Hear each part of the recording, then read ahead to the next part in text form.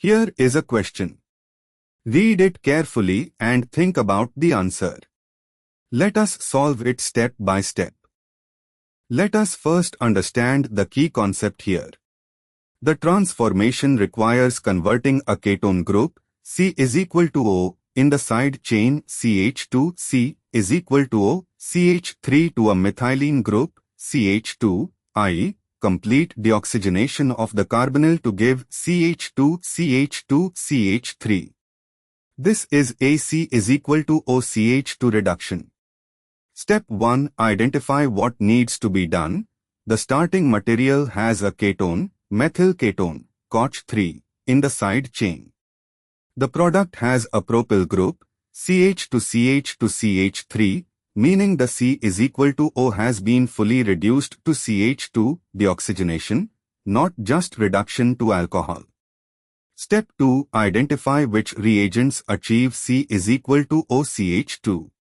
Clemmensen reduction, Zn, Hg, HCl, reduces C is equal to OCH2 under acidic conditions. Wolff-Kishner reduction, NH to NH to KOH heat, reduces C is equal to OCH2 under basic conditions.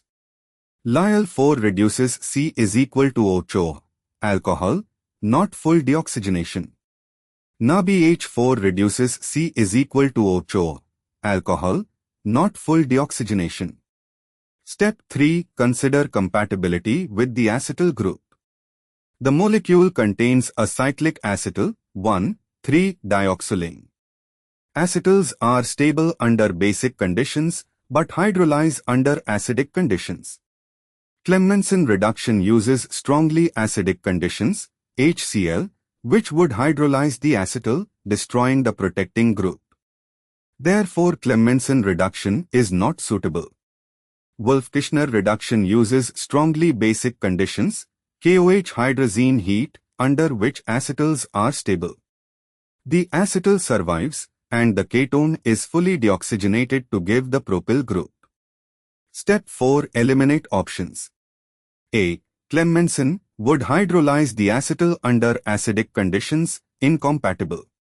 C. Lyell-4 only reduces to alcohol, not full deoxygenation. D. NaBH4 only reduces to alcohol, not full deoxygenation. B. Wolff-Kishner achieves C is equal to OCH2 under basic conditions, acetyl is stable. Correct. Therefore, the correct answer is B. Therefore, the correct answer is option B.